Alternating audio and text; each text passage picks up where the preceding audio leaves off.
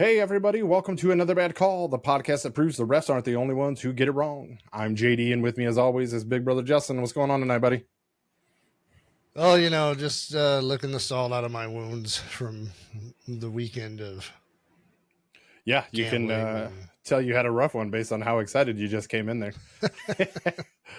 It is Monday, September 16th. We are changing our recording time. We tried recording at halftime or during the second half of Monday Night Football, and we did that one time and said this isn't going to work because neither one of us saw the second half of the game.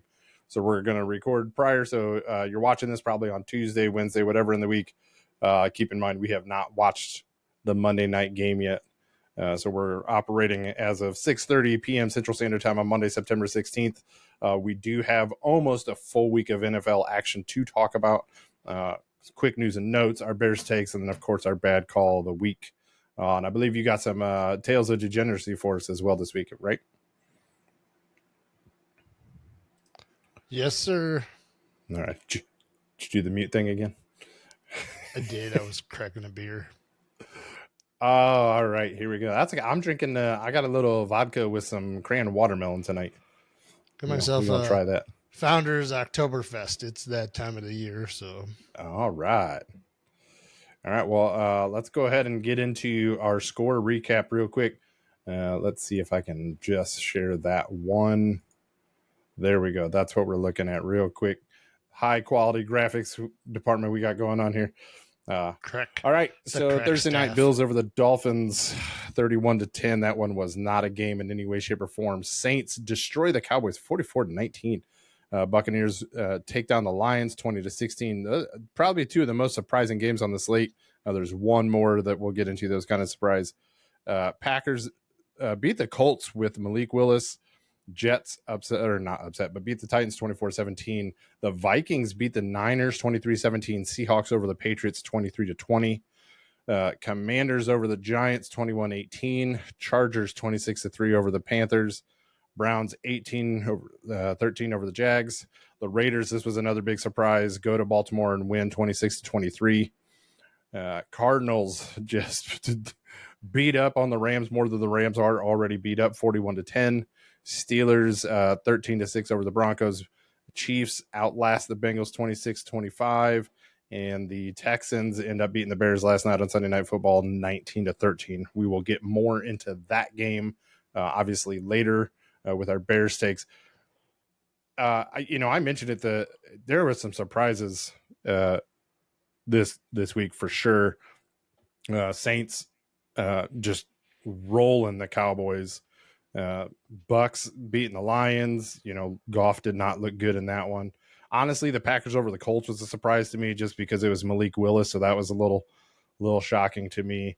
The Vikings over the Niners, that one kind of sneaky a little bit, but then again, the Raiders over the Ravens, another big surprise for me. I'm not really surprised the Cardinals beat the Rams, but by that much was the big surprise.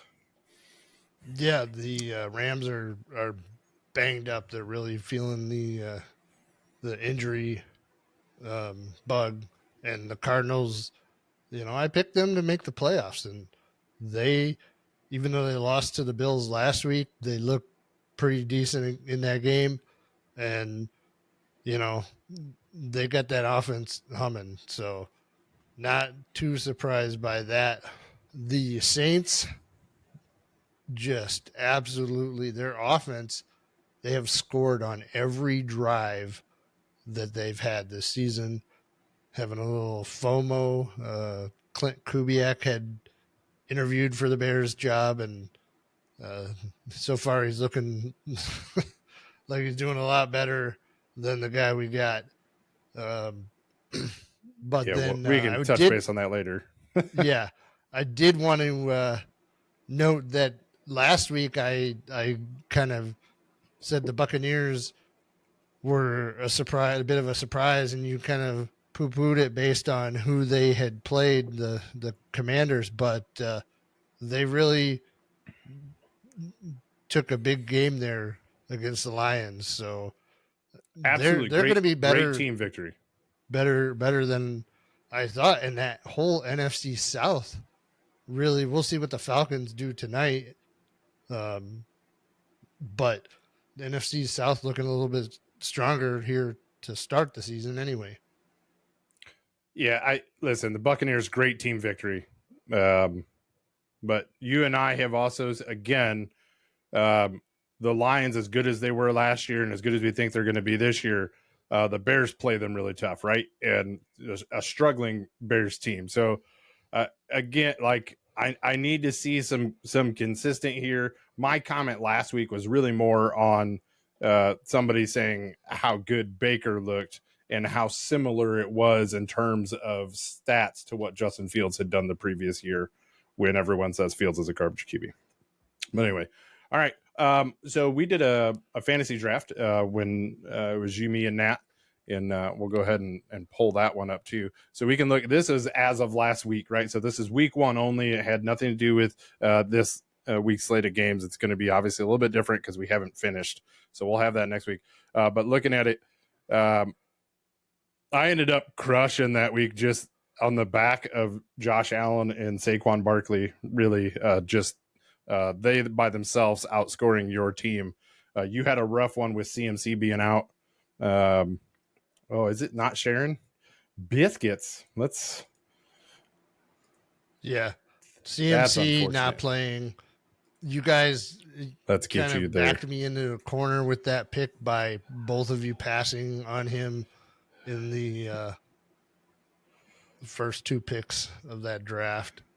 It's kind of hard for me not to take him, but we're going to replace him. We're going to replace him with Devon Achane. So yeah, so we'll put Achane in, you know, obviously for the week 2. You get the replacement with CMC going to IR, which, you know, again, we'll talk about in a minute. Amon-Ra St. Brown, that's another one we're gonna have to watch, you know, because he looked like he got hurt too. But yeah, so I'm gonna take the week 1 victory. It's not gonna be as good for week 2. I looked, but I'll take it. That's a good way to start off the week. Nat hanging in there right there, you know, kind of right in that middle point. So we'll see how his year keeps going, and if he's able to join us back up, then keep his team going. But I've been looking at these guys that I got here comparative to your teams. I'm not feeling so great about my prospects this year. Yeah, so far there are a couple disappointments, I'll tell you that. But we'll see. You know, Nat's got an interesting one with Ty Hill. You know, Tyreek losing his quarterback. That could go real interesting real fast. But all right. And with that, we're going to get into a segment that we're basically now going to call, in case you missed it, since this will come out on a Tuesday. You know, a lot of the stuff is you've probably heard, but just in case you missed it, Thursday night, Tua Tagovailoa, that was close. I apologize. He took a rough hit from Jamar Hamlin and gives himself another concussion. He says he's not going to be retiring. Not for me to decide, right? You know, I will say that I love Mike McDaniel saying, you are the quarterback of your family right now. Don't worry about us, right? Like, you are a human being first. Again, we've talked about it before with Poles and the way he talks to people. Like, I'd love to see that change. So good on you. Keeping it with the Dolphins real quick and switching into running backs. Jeff Wilson, who was in for Raheem Mostert on the Thursday night game, he ended up with an oblique injury, and he's going to be out at least, it looks like, a week. Into some other big running back injuries. Isaiah Pacheco, fractured fibula and will miss 6 to 8 weeks. You know, not great for them. Hollywood Brown also out. I didn't even put that on the list, right? He goes to IR with shoulder surgery. They're hoping to get back, but starting to pile up for the Chiefs there. Tajay Spears is going to miss a couple weeks with an ankle injury. Joe Mixon got rolled up on last night. He's really angry that he didn't get a hip drop flag. And which again, we talked about that immediately when I saw that tackle, I said, I was shocked that there wasn't a flag on it. Yeah, I mean, I've seen a lot of them this year where they just haven't called it, and I just don't know if maybe they don't know to look for it. Tank Bigsby, we'll keep going. He shoulder injury, no timeline for him yet. Justin Jefferson, there was a play where Jefferson and Nick Bosa both got banged up really bad. I didn't see what happened with Bosa. Jefferson, I mean, it looked like both of them were done for a while. Jefferson says it's a quad contusion. He's day to day. Cooper Kupp, most likely an IR candidate with an ankle injury as well. A.J. Brown will not play tonight due to a hamstring issue. Amon-Ra St. Brown hurt his knee yesterday. He looked like he was in a lot of pain. No timeline that I've seen on that one yet. I did see a comment that it might have just been more of a contusion type injury and hydration for Interesting. Amon-Ra. So that was earlier. So I think we'll hear more on that in the coming days. Absolutely. Yeah, but like I said, by the time people are looking at this, there's probably more news about it. Deebo Samuel came out just like in the last hour, strained calf. Killer for me. It's just another hit to the Niners. You've got to be really happy they didn't trade Ayuk at this point in time.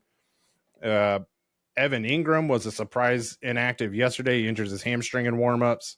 And then I didn't see this one till today either. Taysom Hill was taken to the hospital yesterday due to a chest injury. No timeline on that one yet either. Not a whole lot of there. And this one is not injury related. However, it was announced today that Bryce Young is no longer going to be the starter for the Carolina Panthers, at least for this next week. They are going to go with Andy Dalton. This is probably the most unsurprising move out there. The only one I think might top it is if Tennessee came out and said, we're benching Will Levis too, because he was a bad call of the week candidate yet again for a play. But yeah, number one overall pick from last year. Right? I mean, I looked it up. Bryce Young through 2 games is 245 yards, 3 interceptions, 18 rushing yards with a rushing touchdown, and he's like 31 to 56. Much to what we know, that offensive line is not great. And I think that whole organization might just be. I will say, so last year, their offensive line was ranked at the bottom of the league, basically, in pass blocking. But so far this year, I think they're in the top 8 in pass blocking, which does kind of, give you a little bit more insight to why perhaps they're going to give him a rest. Maybe they can't be giving up on him at this point. Maybe let Dalton get in there, maybe learn a little bit from Dalton, see if they can give him something, something to chew on, basically. Right. The concern I have at any point in time, especially with a young QB, is when you've got him starting and then you bench him. It's in that situation where their confidence is probably already shaky. Like you've got a tough road ahead of you once you bench them to try to rebuild that, because you're not building it up during practice. Well, I think they've just decided at this point that it's not doing him any good. Whatever his playing time that he's getting, he's not getting any progressively better or anything like that. Let's see if we can not be the first overall pick again. But to be honest, with the Bears holding that second round pick from them next year, I'm kind of disappointed to see this happening. Right. We were in line for that number 33 pick for sure. We'll see if Dalton has, if that roster has the ability to be competitive even. That's just it. The Panthers in the first 2 weeks have not been competitive. Yep. All right, man. I know I've got it marked in here. I think we're main event here before Degenerate, but do you want to go ahead and hit your Degenerate and then we'll hit Bear Steaks, or do you want to do Bear Steak first? Yeah, no, that sounds good. Okay. All right. With no further ado, here's Justin with his Tales of Degeneracy. All right. Well, it was on to week 2 of me making my Westgate, Las Vegas Super Contest picks. For clarification, I am not actually in the Super Contest this year. Just wanted to see how I would do making these picks and if I could compete, So last week I started 2-3. This week I went 3-2. I lost on the Ravens -9.5, and I lost on the Colts -3, I believe. Both of those teams actually lost. But I did win. I had the Buccaneers +7, the Cardinals -1, and the Chargers -6. That brings me to 5-5 on the season. And just as a note, it hasn't updated through week 2 yet, but after week 1, there were 14 entries that were tied at 5-0. I was a little surprised that's all there were, but picking against the spread is not easy. In other degeneracy tales, I did not have the greatest week. And when it comes to my football wagers, pretty much blanked most of my NFL action. I had 2 really big disappointments because through the first set of games, I had 2 anytime touchdown parlays that were active and live where I just needed 1 touchdown. One of them, I had Jordan Mason, Brees Hall, CeeDee Lamb, and Derrick Henry score, but Isaiah Pacheco missed, and that one would have been a 12-1 payout. And then the other one I had Derrick Henry, Brees Hall, Alvin Kamara, J.K. Dobbins, but Joe Mixon missed last night, and that one would have paid out 20-1. Pretty disappointing, but we're back at it. We're going to readjust and see if we can't get some winners here in this next week. Yes, sir. That sounds like a good plan. I feel your pain. I started looking back through some of my degeneracy and realized I've missed out on a significant amount of money by probably a grand total of about 20 yards and 1 touchdown through, a multitude of bets. It's very frustrating. Yeah, enough so that I should stop, but I had a college football parlay on Saturday that I missed by a half a point in one of the games. That one really stung. Yeah, I had one of those just multi-game parlays yesterday where I had a lot of overs, right? Because it was teams that had scored a lot of points and weren't playing a lot of defense. And then this week was the week that they were like, oh yeah, hey everybody, let's pump the brakes. Scoring was a little bit too high and people are betting the overs. So I should probably start doing some research. We saw the passings way down. So yeah, I want to look into some of those numbers. Nat sent me one that was about yardage per game or whatever, but as I've said before, there's a lot of context that has to go into that. Are attempts down as well, or have defensive team or schemes adjusted so that you're just not gaining as many yards? Is that what's happening? There's just not as much time going because there's so many more completions. The clock keeps running and, that type of thing. So a lot of little context that goes into that. But yeah, I have seen that running is on the way back, according to some people. So relatively small sample size. We'll see. It's week 2. Let's talk again in week 8, week 9 and see where things are at. But all right. Well, I appreciate you sharing your degeneracy and making some of us feel better about ourselves, I'm sure. Until you hit it big, and then I'll be like, why weren't we doing that? Speaking of feel bad about ourselves, Bears kind of played a game in Houston last night. Big game, right? We knew it was going to be a tough task. Sunday night going into Houston against a on the rise Texans team that made the playoffs last year. And I'll tell you what, that offense, when you look at it, they've got easy 3 receivers that you have to worry about. I would say an easy starting tight end you have to worry about when healthy. Dalton Schultz not fully healthy yet. And their running back stable, even missing their number 2 running back, is still a pretty quality running back room. I understand, people kind of dismiss Cam Akers. The guy's had just some terrible luck with his health, but coming back from that, he's still looking really good. So very tough task. I thought the defense played very well for the most part.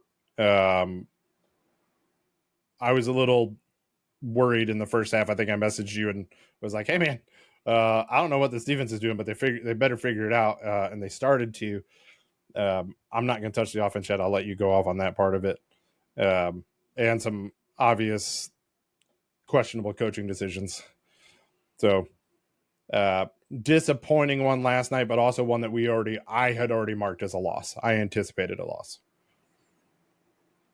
Yeah, I think that most level-headed, even some overly optimistic people like myself had picked them to probably not win this one. The reason why it hurts so badly is what we actually witnessed. The first half, Nico Collins seemed to get wherever and whatever he wanted on the field. And this is my first time really sitting down and focusing on watching a Texans game with Nico Collins healthy. That boy's big and strong and fast, and he is definitely going to start pushing himself into that top 10 area in the wide receivers. And I had kind of discounted him in my research for fantasy football coming into the season because I thought maybe there would be a little bit of regression this year coming after last year. But I hand up, I was wrong. So, Yep. But the defense looked great in the second half. That's the one thing that I'll give Eberflus at this point. He makes good adjustments on his defense, and 3 points. That's what the Bears D has given up in total in 2 second halves of football this year so far. But what's really deflating at this point is the Bears offense.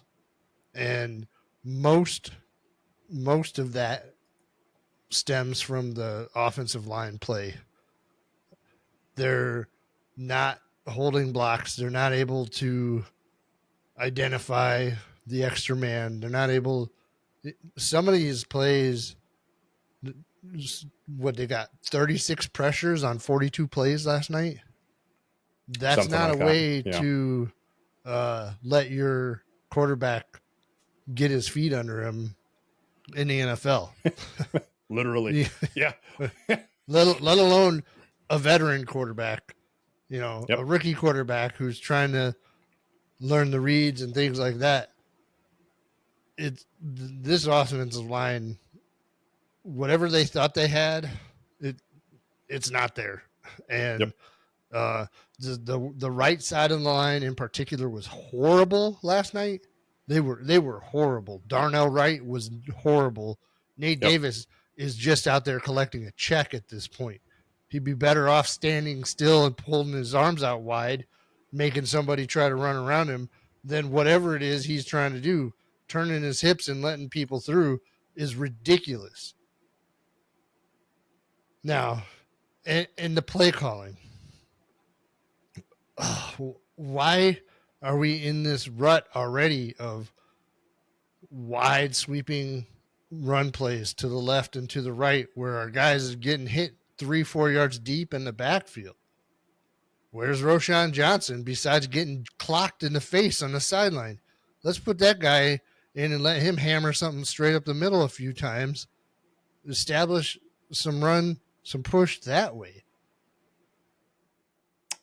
Caleb, at this point, I'm not going to be dejected. It's only 2 games in. I see some flashes of some things. There's some definite rookie mistakes. But last night, he was just,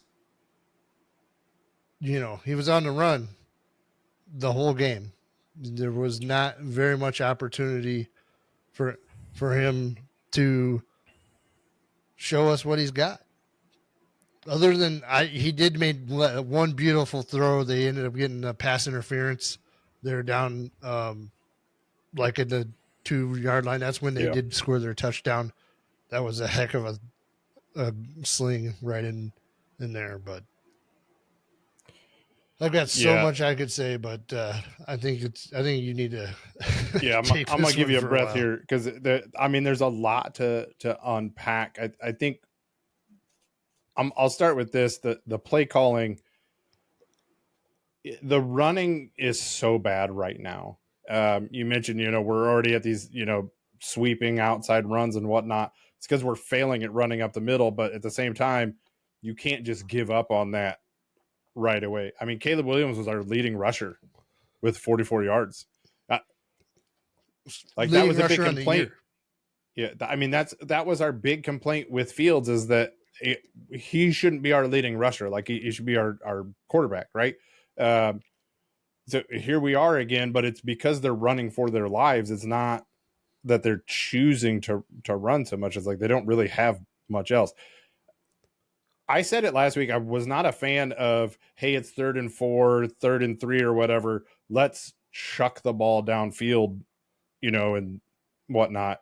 Like, okay, I get it, back them off. I get the philosophy or whatever.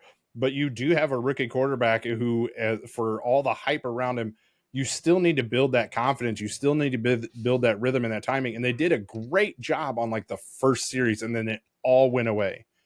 And then it got really head scratching. I have complained about this for 2 weeks now. Why is Gerald Everett being used more than Cole Kmet? I don't understand that at all. Maybe call me an idiot or whatever, but Kmet is a better tight end than Everett. I don't know what we're doing. To that end, we ran a tight end screen with Gerald Everett, and we put 2 of our smallest receivers out there blocking for him. What the hell is that? Use your blocker. Use Everett as the blocker in the screen, and then let your fast guys do the running. Like, just use your talent that's there so that they can make the plays. Stop trying to force it. Now, I'm not giving up on Waldron because I do think there's a lot of hope there, and I really don't want to go back to what we had last year. But I knew it, and a lot of people I know we've said it. Waldron's usage of his tight ends is so mind-boggling and almost non-existent. And it's continuing early, and that's a problem. And I thought it might change with Keenan Allen being out, and, Rome, probably should have been on a pitch count or whatever. Use Kmet. He's your other playmaker. And they started to at the end, he ends up 5 targets, but I think they were all like in the 3rd or 4th quarter. You went the entire half and didn't use him. That's a problem for me. I feel really bad because we've seen this story play out so many times. We get excited, we've got a new staff, we've got a new QB or whatever, and we still haven't addressed the offensive line. And I'm sorry, I don't care who's behind that line. If you have no time to throw and no time for a play to develop, it's not going to work. That, which goes back to maybe we need to do these little dink and dunks, like get these guys that can get separation within the first 5 yards and just hit them right away till you can start backing people off. We need blitz beaters, or teams are just going to keep coming. So you either have to figure out how to block them or you have to figure out how to beat it. Those are your choices. Definitely. Or we're going to ruin what could be a really good franchise QB again. When you have a top 5 defense right now, I mean, that's right. You don't want, and you have weapons that you've never had before, a collection of weapons that, yes, we're banged up right now, but you're not even using, a tight end that has proven that he can be a difference maker. And that you just paid. You let this offensive coordinator come in and bring his guys with him. Travis Homer, he's a special teams player. Why is he getting carries? Roshan Johnson, maybe he doesn't show able to pick up pass protection or whatever, but Nobody else So is far, either. there's not a single player on that offensive unit that's showing how to pick up pass protection. So let's let him get in there and, pound into the line a little bit, try to loosen people up. That's the only way you're going to be able to get the West Coast McVay offense working is to run the ball so that you can utilize the play action pass. But if you can't run the ball, it doesn't matter. Yep. 100%. Listen, I'm not going to take it away from the Texans. We said they're a really good team. The truth of the matter is the Bears were still in this game all the way up until the end. Absolutely. Right? Despite they all got the offensive issues, they were still in it, and we just couldn't put it together. They had a chance. They had a possession. I mean, granted, the clock was against them, but they got the ball under 2 minutes with a chance to go down and win the game. If you would have said that before the game, I would have been like, great, man. That's awesome. That's showing some improvements or whatever, even though we won last week. But right. It's just what we saw. And we're maybe grumpy about this game, but probably a lot of it has to do with it was the Sunday night game, and then it's the last thing the taste you have in your mouth. And then you got to go to work on Monday morning. It's really, really not a fun way to end your weekend, and then have to start the next one. So, but it's want not all doom and gloom.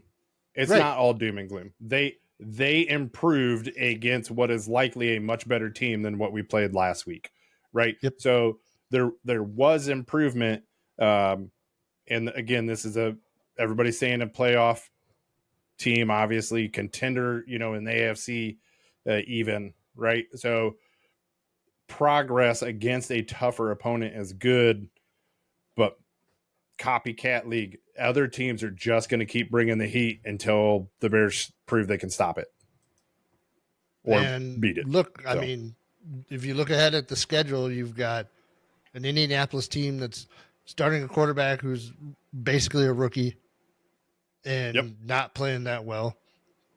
You've got a Los Angeles Rams team coming up that's super injured. A lot of their star receivers are going to be out still. They lost another guard, likely to IR, came out today. So that team is probably gettable.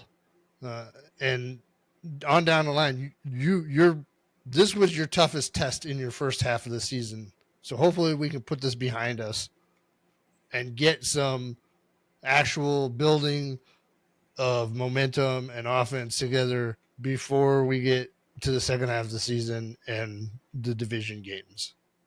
Yep. You mentioned it. Colts, Rams, then we get the Panthers who, Andy Dalton homecoming. Then we get the Jaguars, and then we're bye-in week 7 before we take on the Commanders and then the Cardinals, right? Then you go Patriots in week 10, and then we hit divisional opponents in week 11. So hopefully we've got it figured out before the bye. I think Colts defense might be a tough task. Rams defense might be a tough task. But we better be able to get it right by week 5. If not, then we might as well just chalk this season being done. Because I'm sorry, if you lose to the Panthers, we have a problem. Jerseys and helmets. Well, we'll save that for another time. I know we're trying to keep going through this and get ready for Monday Night Football here.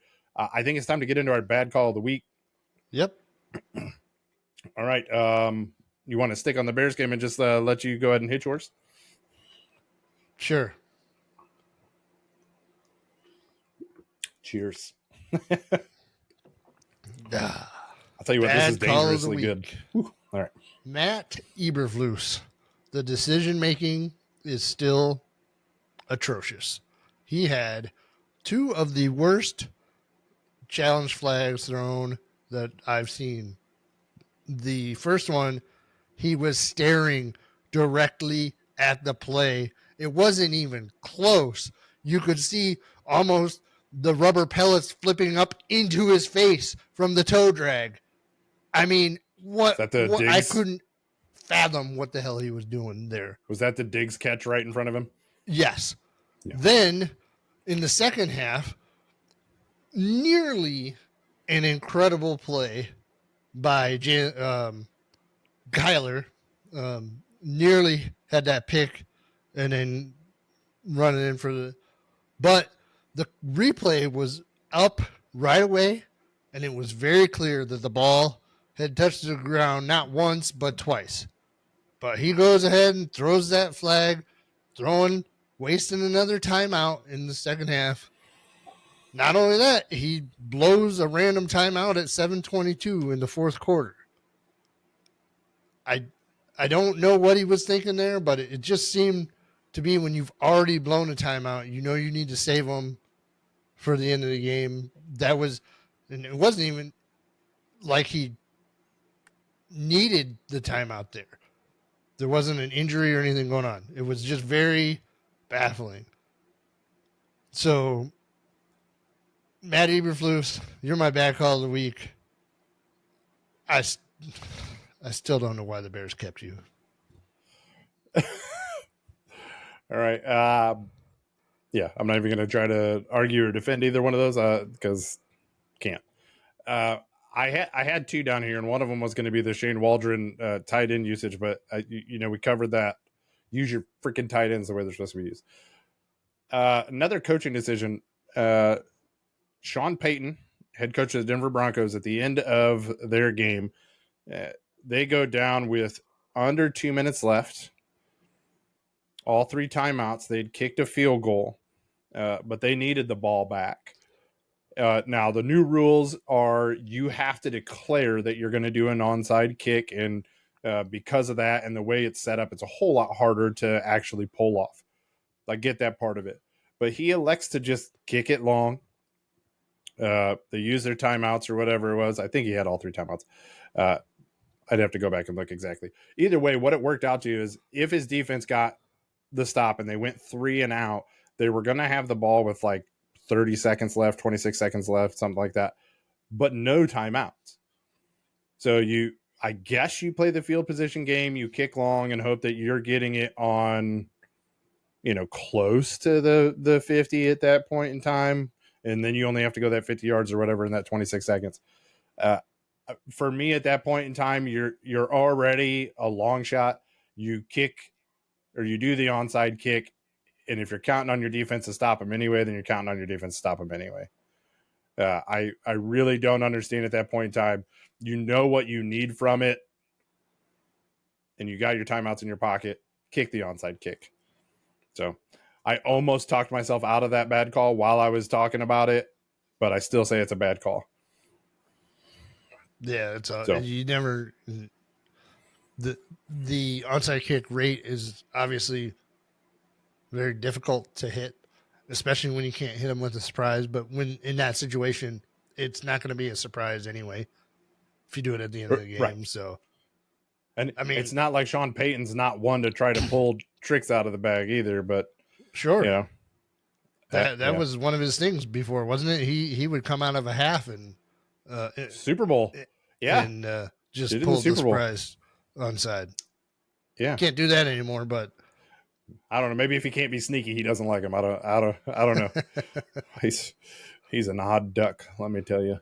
But yeah, so there's our bad calls of the week, and that's going to do it for our show today, man. You got any final thoughts? No, just football. It's all fun. I'm glad we were able to fit this one in. We don't know if it'll be a regular thing for us, but I'm gonna go enjoy watching the game with my son. And absolutely, I was so excited last night because my oldest decided he wanted to stay up and watch a little bit of the Bears game before he went to bed. Then his melatonin kicked in about 5 minutes in, and he said, "I'm gonna go to bed." I said, "Fair enough." I don't blame you. So, all right, man. We sat outside and watched it on the projection screen, so it was a late night for us. It ended in disappointment, but that's cool time you get to spend with your kid. You can't really pass on that. Yep. I will tell you the family draft that we did where everybody's picking their teams. It's gotten my kids. They're really excited to see who's playing now, at least. So we're slowly getting there. But all right, everybody, if you stuck around this long, God bless you. We really appreciate you. Again, be sure to like, subscribe, follow, whatever it is, so that you know when we put out a new episode. And then, of course, until next time, try to avoid making another bad call.